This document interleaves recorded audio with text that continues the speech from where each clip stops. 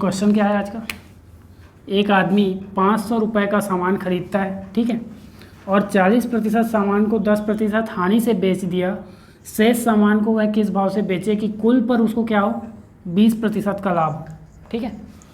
तो पहले तो वो ख़रीदा कितने में सामान को, 500 रुपये में ख़रीदा कुछ सामान, ठीक है, 500 रुपये का सामान खरीद लिया। इस 500 रुपये में से 500 रुपये का जितना भी सामान था, ठीक है, इस सामान में से वो 40% सामान को, तो सामान जितने का भी रहे हमको तो मूल्य दिया गया है ना, तो मूल्य का 40% निकालेंगे हम। तो 500 का 40%, ठीक है, इतने मूल्य का जो सामान था उसको क्या किया, वो 10% हानि से बेच दिया, ठीक है, 10% हानि से बेच दिया। तो ये तो आपका सामान हो गया 40%, तो बचा कितना, कितना बचेगा, 60 बचेगा। 500 गुणा 60/100 लिख दूँ, है ना। जब भी शेष निकालना रहेगा तो एक में माइनस कर देना है उसको, ठीक है, एक में माइनस कर देंगे। कैसे, अभी देखो यहाँ पास 40% था तो 40/100 किए तो ये आ गया आपका 60/100, ये शेष बचा हुआ है।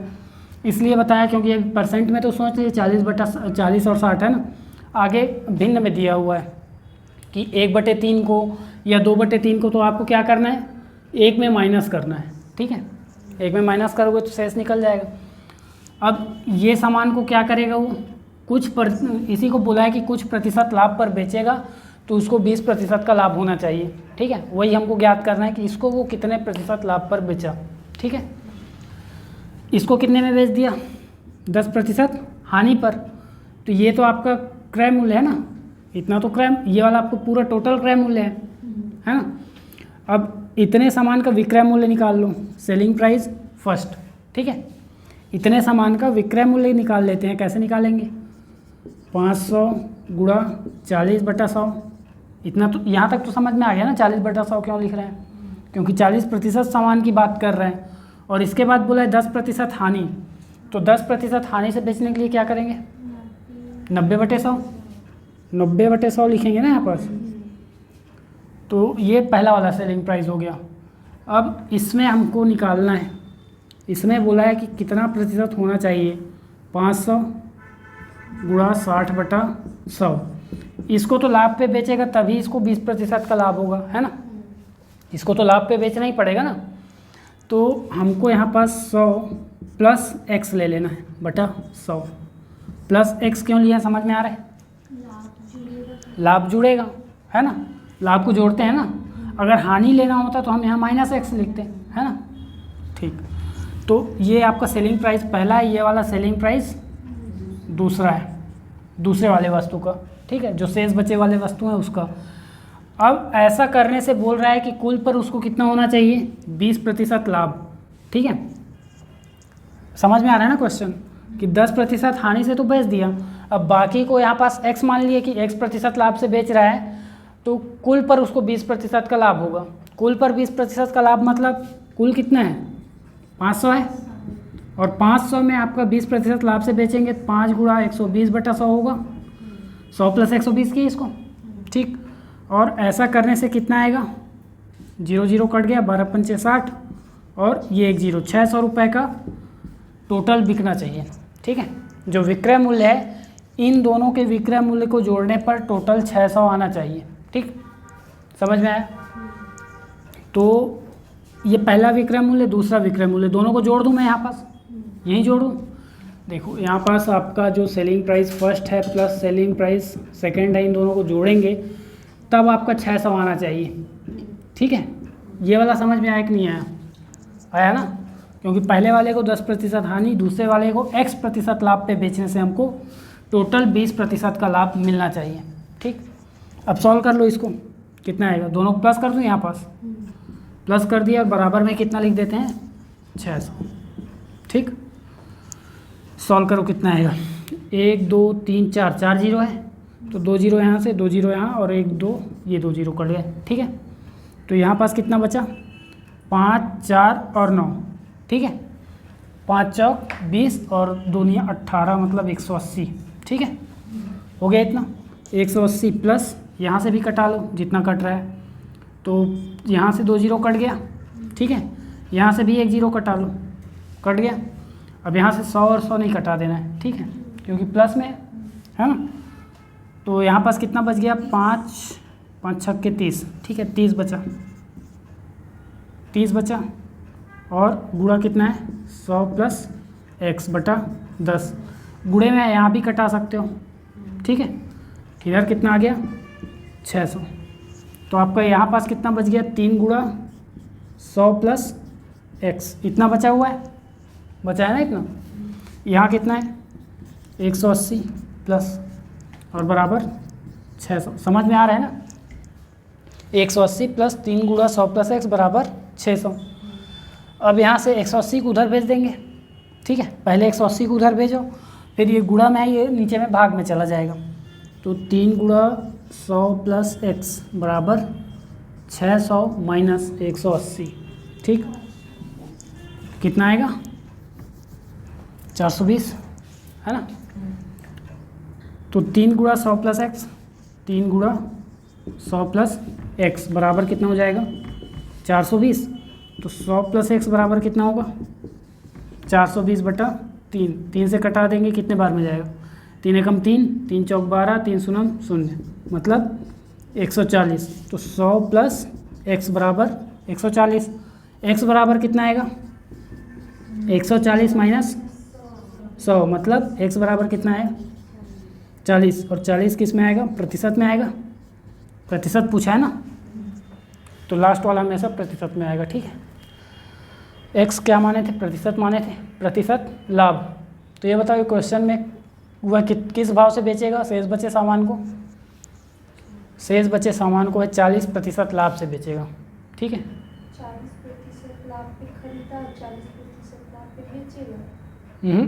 40% लाभ पे नहीं खरीदा है, घर पे खरीदा है ना 500 का। नहीं, 500 रुपये के, 500 रुपये का तो टोटल सामान खरीदा, उस सामान में से 40% सामान को वो बेच दिया 10% हानि पर, ठीक है। अब यहाँ पास बोला यदि कोई वस्तु 450 रुपये में खरीदी गई है और उसको उसके 1/3 को क्या किया गया, 10% के नुकसान पर बेच दिया गया। तो अब बोल रहा है कि वह कितने प्रतिशत लाभ पर बेचे कि 20% लाभ हो, ठीक है। जो शेष वस्तु है उसको कितने प्रतिशत लाभ पर बेचे कि 20% का लाभ हो। तो देखो कुल तो 450 रुपये का वस्तु है, ठीक है, कुल क्या है 450 रुपये के हैं। इसमें से बोल रहा है 1/3 को, यानी 450 का 1/3 ले लेंगे, है ना। 450 के 1/3 को क्या किया, 10% हानि पर बेच दिया, मतलब 90% पर बेच दिया, है ना। इसी में हम जोड़ेंगे कि इसको शेष को, शेष सामान 450 में शेष कितना बचा, तो शेष के लिए क्या करते हैं, 1 में माइनस करते हैं बोला था। तो 1 में 1/3 को माइनस करो, कितना बचेगा, 2/3 बचेगा। तो 450 गुणा 2/3 और गुणा 100 प्लस x बटा 100, और इसके बराबर में कितना आना चाहिए कि कुल पर 20% का लाभ, ठीक है। तो 450 रुपये को 20% लाभ पर बेचो, कितना आएगा, 120 बटा 100, कितना आ जाएगा, 45 गुणा 12, मतलब 12 पंचे 60 की शून्य हासिल 6, 12 चौक 48 और 6 54, 540 रुपये आ जाएगा कुल 20% लाभ पर, ठीक है, इतना आएगा। इसके बाद मतलब ये दोनों बराबर होंगे ना, यहाँ पास ये दोनों बराबर हो जाएंगे। अब इसको कटा लो, 2 जीरो यहाँ से कट गया, 3 तिया 9, अब कितना बचा ऊपर में, 45 गुणा 3, गुणा कर लो, कितना आ जाएगा, 3 पंचे 15 हासिल 1, 3 चौक 12 और 1 13, 135 प्लस इधर कितना आ जाएगा, 2 जीरो, 1 जीरो कटेगा यहाँ पास ना, 1 जीरो कट गया, ठीक है। 2 से भी कटा लो, 2 पंचे 10, 5 से कटाओ, 5 निया, 3 से कटा लो, 3 तिया 9, तो कुल मिला के कितना बचा, 3 गुणा 100 प्लस x बराबर कितना हो जाएगा, 540, ये वाला आएगा कुल पर 20% लाभ। अभी फिर 135 प्लस 135 को उधर भेज देते हैं, है ना, कितना आ जाएगा, 3 गुणा 100 प्लस x बराबर 540 माइनस कितना, 135। गड़बड़ हो रहा है क्या, कहीं पास गड़बड़ हो रहा है क्या, 540 5 3 8 9, ठीक है, ठीक है, उसमें माइनस करोगे तो आएगा ना। 100 प्लस एक्स बराबर 540 में 135 माइनस करेंगे कितना आएगा? 405 आएगा। 405। ठीक, 405। ये 3 नीचे आ जाएगा, 3 से भाग दे दो, कितना आएगा?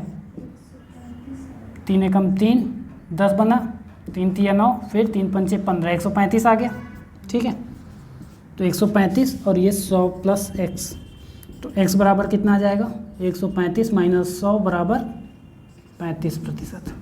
ठीक बनेगा। राहुल ने एक मोबाइल इसके विक्रय मूल्य के 9/10 मूल्य में खरीदा, तो खरीदा तो ये क्रय मूल्य बनेगा, है ना, और विक्रय मूल्य के 8% अधिक में बेच दिया बोल रहा है, तो राहुल का लाभ प्रतिशत आपको ज्ञात करना है। ठीक है, देखो खरीदा कितने में? खरीदा तो क्रय मूल्य बनेगा ना, खरीदा क्रय मूल्य कितना हो जाएगा? विक्रय मूल्य का यानी सेलिंग प्राइस का कितना? 9/10। ये समझ में आ रहा है? कितने में खरीदा? विक्रय मूल्य के 9/10 में खरीदा, इसलिए क्रय मूल्य निकल रहा है। ठीक है, तो विक्रय मूल्य के 9/10 में खरीद रहा है, इसलिए ये क्रय मूल्य निकला, तो क्रय मूल्य बटा विक्रय मूल्य बराबर कितना हो जाएगा? 9/10। ये समझ में आया कि नहीं आया? आया ना। अब ये आपका क्रय मूल्य हो जाएगा, ये विक्रय मूल्य हो जाएगा। ठीक है, पहला वाला यहाँ पास आप क्या लिख सकते हो? CP और SP। आप इसमें एक जीरो बढ़ा दो। अब क्यों एक जीरो बढ़ाएंगे? क्योंकि अगर आगे सॉल्व करेंगे तो इसमें दशमलव में आएगा। ठीक है, तो उस दशमलव से बचने के लिए इसमें हम 90 और इसको 100 बना देते हैं। ठीक है, ये तो अनुपात है ना, अनुपात है, ये 9/10 क्या है? अनुपात है। इसमें जीरो कितना भी बढ़ा लेंगे, जीरो तो कट जाएगा ना बाद में, तो 9/10 को हम क्या लिख लेते हैं? 90 और 100। ठीक है, तो ये कॉस्ट प्राइस है, ये सेलिंग प्राइस है, ये पहला वाला है। ठीक है, अब बोल रहा है कि इतने में ख़रीदा। ठीक है, सेलिंग प्राइस के 9/10 में तो ख़रीद लिया, अब बोल रहा है कि इसके विक्रय मूल्य के 8% अधिक में बेच दिया। ठीक है, तो ये जो विक्रय मूल्य है, दूसरा वाला विक्रय मूल्य क्या निकलेगा इसका? इस विक्रय मूल्य के कितने में बेचा? 8% अधिक में, मतलब 108 में बेच दिया। ठीक है, कितना आएगा? 108 आएगा, इतना ही आएगा ना, 108 सेलिंग प्राइस 2। ठीक है, तो ये इतने में बेच दिया, खरीदा कितने में? 90 में। ये समझ में आ रहा है ना। पहले तो कॉस्ट प्राइस निकाल लिए और सेलिंग प्राइस निकाल लिए, पहला वाला जो ये क्वेश्चन बोल रहा है 9/10 का जो अनुपात दिया है उसके हिसाब से। ठीक, अब बोला है कि जितना भी सेलिंग प्राइस है उस सेलिंग प्राइस में क्या करेगा? 8% की वृद्धि करके फिर से बेचेगा। ठीक है, तो यहाँ पास दूसरा सेलिंग प्राइस निकालेंगे, वो आ गया 108। अब ये बताओ कि लाभ कितना हुआ? लाभ ये विक्रय मूल्य बन गया है अब, और ये क्रय मूल्य है, इसको भूल जाओ, ये सिर्फ आपका 108 निकालने के लिए दिया गया है। ठीक है, तो 108 में 90 माइनस करेंगे, कितना आएगा? 18, है ना, तो 18 रुपये का लाभ हुआ है। ठीक है, तो लाभ प्रतिशत निकाल लो, कितना आएगा? 18/90 और गुणा 100, तो 18 एकम 18, 18 पंचे 90, 5 विषम 100, कितना आ जाएगा? 20% का लाभ। समझ में आया? बनेगा दूसरा?